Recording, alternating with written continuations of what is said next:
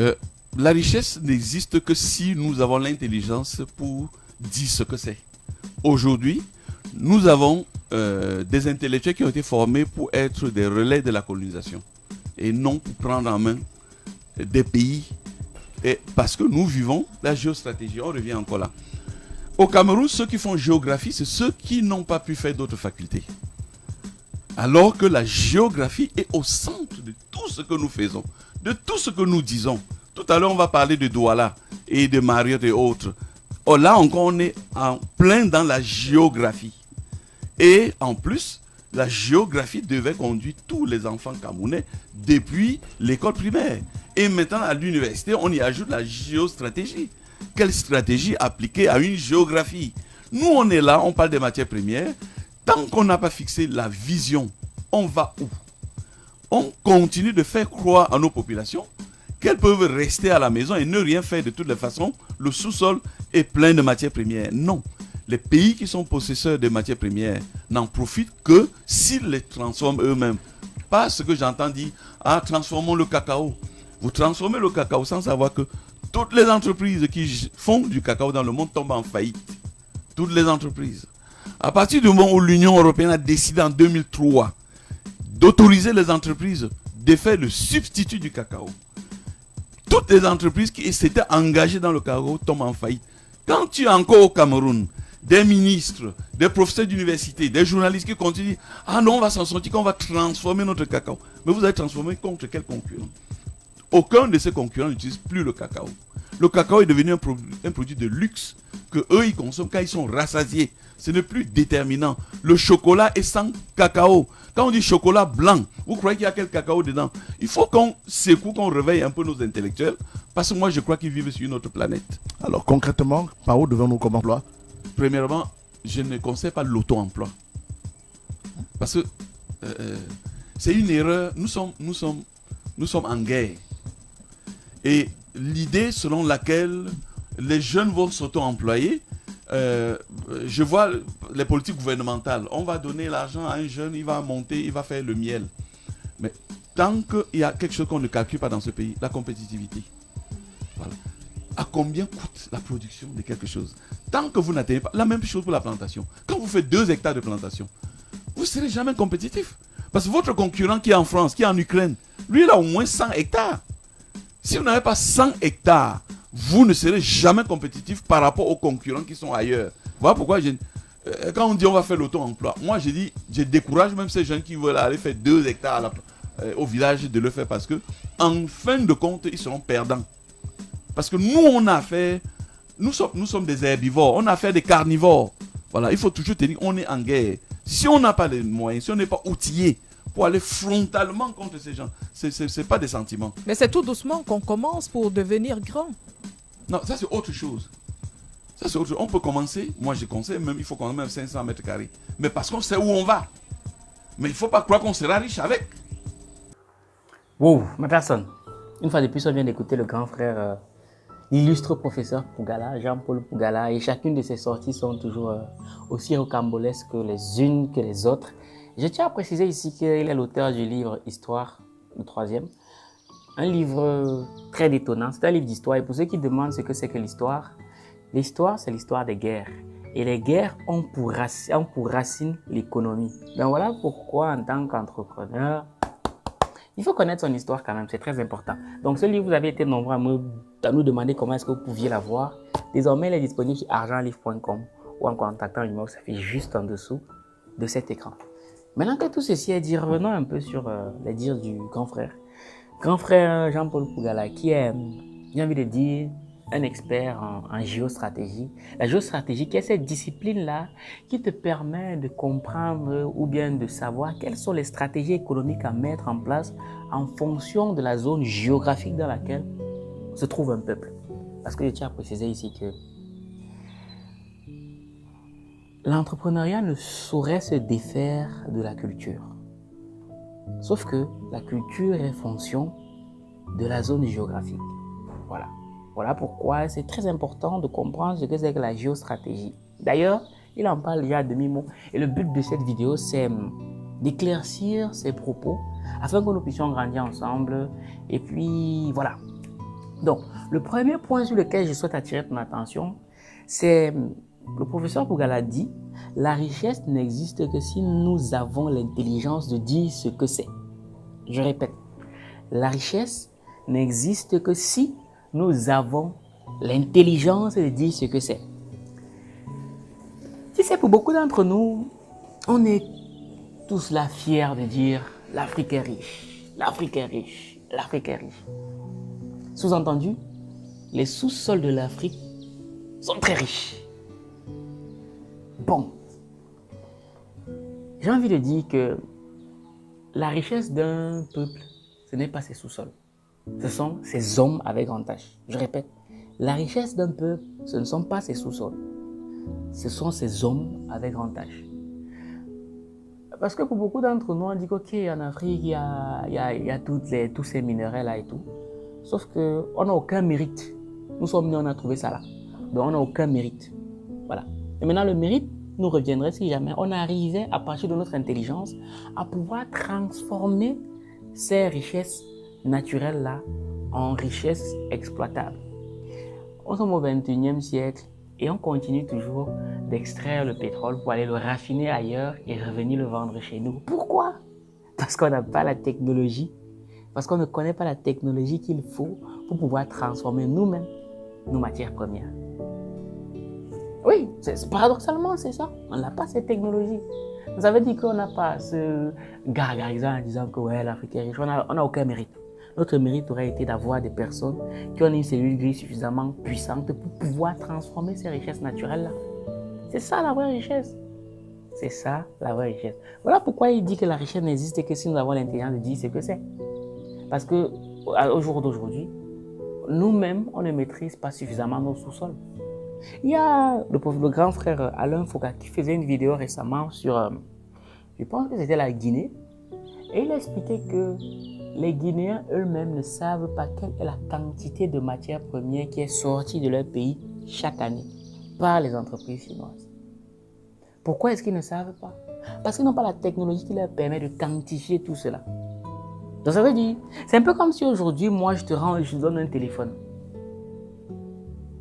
Mais si tu n'as pas l'intelligence nécessaire pour pouvoir utiliser ce téléphone et gagner de l'argent, est-ce qu'on peut pour autant dire que tu es riche parce que tu as un téléphone? Non. Tu es con. Malheureusement, je le dis comme ça, mais c'est une réalité. Donc moi, je trouve qu'on doit arrêter de se gargariser en disant que l'Afrique est riche, alors que nous, on n'arrive même pas à profiter de cette richesse-là. Non. On doit aller travailler. On doit aller travailler. Et j'aimerais ici qu'on réinterroge l'intelligence. Parce que pour beaucoup d'entre nous, on se dit intellectuel parce qu'on a le bac plus 24. Là, on dit qu'on est intellectuel. Non. Ne confondez pas le diplôme et l'intelligence. Parce qu'on ne trompe pas l'intelligence. Non, non, non, non, non. Est intelligent celui-là qui réussit à résoudre ses problèmes. Donc, tant et aussi longtemps qu'on n'arrivera pas à résoudre nos problèmes, on ne pourra pas dire qu'on est si intelligent que ça. Je suis désolé, mais c'est une réalité. Mais la bonne nouvelle, c'est qu'on peut travailler à devenir des personnes intelligentes qui résolvent des problèmes de leur environnement. Oui, il faut qu'on travaille, il faut qu'on bosse, il faut qu'on aille chercher la bonne information où elle se trouve. Et ça m'amène au deuxième point dont il parle dans sa vidéo, c'est que on parle de nos programmes scolaires. On parle de la géographie. Récemment, je faisais une recherche et je me suis rendu compte que après la décolonisation, l'ancien colon avait signé des accords comme quoi c'est eux qui allaient continuer de décider quels sont les enseignements qu'on devait avoir dans nos manuels scolaires. Je ne sais pas si tu captes un peu. C'est-à-dire, c'est l'ancien colon qui te dit quels sont les enseignements que nous, on allait nous dispenser dans nos écoles. Et aujourd'hui, on s'étonne que quand quelqu'un finit, quand il a son master plus 24, la première idée qu'il a à l'esprit, c'est de sortir du pays. Mais c'est normal puisque l'école l'a préparé à sortir du pays et ça l'a pas préparé à travailler sur place. D'ailleurs, beaucoup d'entrepreneurs se plaignent du fait qu'il y a une complète décorrélation entre ce que les gens apprennent dans leurs écoles et ce qu'eux ils veulent dans leurs entreprises, les compétences recherchées. Oui, malheureusement, c'est encore ça. Récemment, j'étais au Gabon et je suis allé voir mes neveux. Je me suis rendu compte qu'en 2022, leur livre de maths, c'est encore CIAM. Ceux qui ont fait le lycée savent de quoi je parle. leur livre de mathématiques, c'est encore Siam. Nous sommes en 2022. Malgré tous les professeurs agrégés de mathématiques qu'on a sur le continent, donc nous fait comprendre qu'en 2022, ils n'ont pas pu s'asseoir et concevoir un livre de mathématiques qui va répondre de manière directe aux problématiques du continent. Tu comprends qu'il y a anguille sous roche. Donc maintenant, puisque peut-être que toi, tu ne peux pas agir sur ce système-là pour le moment. Maintenant, toi, quelle sera ta démarche actuelle? C'est d'avoir l'initiative personnelle de regarder ce qui se passe autour de toi et de te positionner en tant que solutionneur. De te poser la question de savoir ce que j'apprends à l'école, à quoi ça peut me servir pour solutionner les problèmes que je rencontre au quotidien. C'est seulement là, lorsque ce que tu apprendras te permettra de résoudre les problèmes, qu'on pourra dire que tu es quelqu'un d'intelligent. Oui. C'est seulement parce que moi j'ai appris la géographie au Cameroun, ça ne me sert à rien. On me parle des roches, on me parle des hauts plateaux. Cette géographie-là ne me permettait même pas de me situer sur une carte. C'est terrible. C'est une réalité. Donc maintenant, on doit travailler. Troisième point sur lequel le professeur Jean-Paul Pougala insiste, et à mon sens c'est même fondamental, je pense même que c'est l'origine de tous nos problèmes, c'est que il parle du problème de où on va avec. Pour reprendre ses propos, il dit on ne s'enrichit pas en ayant cultivé 2 hectares de terre. Non, parce qu'il y a une notion de compétitivité. Il y a quelques mois en arrière, le grand frère Claudel Noubissi a fait une vidéo, une sortie fracassante dans laquelle il disait qu'on ne s'enrichit pas en faisant de l'agriculture. Je ne te cache pas que moi, je ne m'y connais pas tant que ça en agriculture, mais je me suis dit, s'il le dit, il doit avoir de bonnes raisons. Donc, je lui ai donné le bénéfice du doute, j'ai écouté et tout. Mais aujourd'hui, le professeur Pougala vient de nous confirmer, il a dit beaucoup plus clairement pourquoi est-ce qu'on ne s'enrichit pas avec l'agriculture, du moins tel que nous on l'a fait en Afrique. Parce que nous sommes dans un monde interplanétaire où un Chinois peut venir vendre au Cameroun, un Indien peut venir vendre en Guinée, un Américain peut venir vendre au Congo. Du coup, tu te doutes bien que si quelqu'un a une agriculture industrielle qui lui permet de produire sur 100 hectares, et toi tu as tes 2 hectares, ben, tu n'es pas compétitif. Parce qu'avec tes 2 hectares, tu ne peux même pas déjà réussir à subvenir aux besoins locaux. Parce que tu as précisé qu'en 2022, premier semestre, le Cameroun a importé plus de 400 000 tonnes de riz. 400 000 tonnes de riz. Tu comprends que c'est énorme. Mais toi, ce n'est pas avec tes 2 hectares de riz que tu pourras subvenir à ces besoins-là. Donc, le problème que nous on a, il dit que tu peux commencer avec 500 mètres carrés. Tu peux démarrer avec 500 mètres carrés. C'est possible. Mais la question que je dois te poser, c'est où est-ce que je vais avec ces 500 mètres carrés? Malheureusement pour nous, par manque de vision, ben, nous on se lance, on se dit, bon, c'est avec ces 500 mètres carrés là qu'on va devenir riche. Non. Tu peux commencer petit, mais il faut voir grand. Et malheureusement, tu dois te poser la question de savoir, ok, je me lance aujourd'hui dans l'agriculture. Et quand je parle de l'agriculture, c'est valable dans tous les autres secteurs d'activité. Je me lance aujourd'hui. Où est-ce que je me vois dans 1 an? Où est-ce que je me vois dans 2 ans? Où est-ce que je me vois dans 5 ans, dans 10 ans, dans 15 ans, dans 20 ans, dans 30 ans? Et c'est à ce niveau qu'on nous empêche. Parce que nous, on se lance dans les affaires juste pour pouvoir manger. On se lance dans les affaires parce que l'école, c'était dur. On se lance dans les affaires parce qu'on n'a pas pu trouver un job. Et on se dit, dès qu'on a trouvé un petit business qui semble tourner un peu, dès qu'on a fait 10 000 le matin, on fait la pause à midi. Et on ferme tout. Et à 14 h on revient encore on revient chercher l'argent qu'on va pouvoir manger le soir. Et ainsi de suite. Voilà comment nous on fait les affaires. C'est pour ça que c'est compliqué de s'enrichir avec cette méthodologie-là. Et par rapport à ça, je vais te raconter une petite histoire. J'ai une amie, si elle regarde cette vidéo, elle va me tuer, mais bon, c'est pas grave. J'ai une amie qui a lancé son business de vente de perruques. Voici comment elle fonctionne. Pour vendre ses perruques, elle a créé un groupe WhatsApp. Et dans ce groupe WhatsApp-là, il y a plusieurs femmes. Et ces femmes, qu'est-ce qu'elles font? Elles font une tontine. Et cette tontine a pour but d'acheter une perruque. Donc voici le principe. Elles sont peut-être 10 dans le groupe. Et chacune d'entre elles cotise, je vais te dire un truc bateau comme ça, peut-être 5 000 francs chaque semaine. Et au terme de la semaine, l'une de ces femmes-là va bouffer une perruque. Donc quand elle bouffe la tontine, en fait c'est pour acheter la perruque. Au départ, quand cette amie-là m'a dit ça, je pensais que la tontine, ça leur permettait d'acheter à chacune un conteneur de perruques. Mais grande a été ma surprise lorsqu'elle m'a dit que non, la tontine c'est pour acheter une perruque par semaine. Et je me suis dit, waouh! Mais là n'est pas le mal. Parce qu'après, je lui demande, mais ok, d'accord, c'est pas mal, ta stratégie, elle est plutôt intéressante. Mais où est-ce que tu te vois dans 5 ans avec cette vente de perruques? Elle me dit, dans 5 ans, comment? Il dit, mais c'est quoi ta vision avec les perruques? Elle me dit, comment ça? Ah, moi, il fait seulement ça comme ça. Et voilà tout le mal. Parce qu'on fait juste le business comme ça. Il y a de l'argent. Mais le problème, c'est qu'il n'y a pas de vision. Elle lui a dit, mais attends. Moi, si j'avais été à ta place, je me dis, ok, je démarre avec ce business-là. Mais dans 1 an, il faut que j'importe un conteneur de perruques. Ou bien j'ouvre derrière une boutique de perruques. Dans 2 ans, il faut que j'importe des conteneurs. Dans 3 ans ou dans 5 ans, il faut que j'ai une industrie sur place qui me permet de produire des perruques. Et lorsque tu as cette vision-là, ta manière de travailler change. Tes investissements changent. Les personnes avec qui les personnes que tu vas fréquenter changent. Oui. Si tu veux faire de meilleurs choix à court terme, il faut que tu penses au long terme. Nous, on a organisé le week-end de l'écrivain à Ouagadougou, à Yaoundé et à Paris cette année. Juste Ouagadougou et Yaoundé, en termes d'investissement, ça nous a coûté 20 000 euros. Juste dans ces 2 villes-là. Et tout de suite après, on est venu à Paris pour organiser le week-end de l'écrivain au Hilton. Je te laisse imaginer que ça ne coûte pas moins de 10 000 euros tout cela. Est-ce que c'est parce qu'on a trop d'argent qu'on a fait tout cela? Non. Non. C'est parce qu'on a la vision en fait. On se dit, ok, on veut que cet événement sur 5 ans que ce soit comme le festival de Cannes, voire plus. Et pour ça, qu'est-ce qu'il faut faire? Il faut faire les choses bien. Il ne faut pas prendre n'importe quelle salle. Il ne faut pas faire n'importe comment. Oui. C'est parce qu'on a cette vision-là qu'on fait ces investissements-là. C'est parce qu'on a cette vision-là qu'on est prêt à se sacrifier. Parce qu'on sait où on va dans 5 ans, dans 10 ans, dans 15 ans, dans 20 ans, dans 30 ans. On sait où on va. Un peuple qui n'a pas de vision, c'est un peuple qui périt. Et c'est là où nous on pêche. On doit avoir une vision. Si tu te lances en agriculture, il faut que tu aies une vision. Il faut que tu aies des informations stratégiques.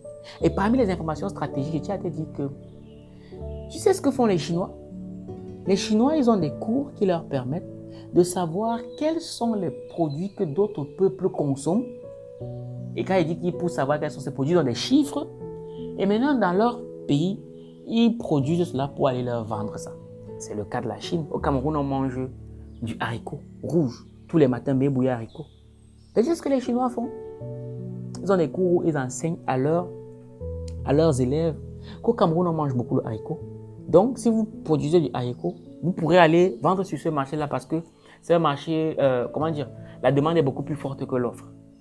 Et d'ailleurs, Pougala le dit dans une de ses vidéos, il explique qu'à un moment donné, il a eu honte lorsqu'il était en Chine parce qu'il y a une dame qui, elle, est devenue multimilliardaire, multimillionnaire grâce à la vente du haricot au Cameroun. Parce qu'ils ont les bonnes informations. Mais nous, on est là, on fait la géographie pour faire la géographie. Enfin bref, ma personne. C'était une petite capsule vidéo pour te faire comprendre à quel point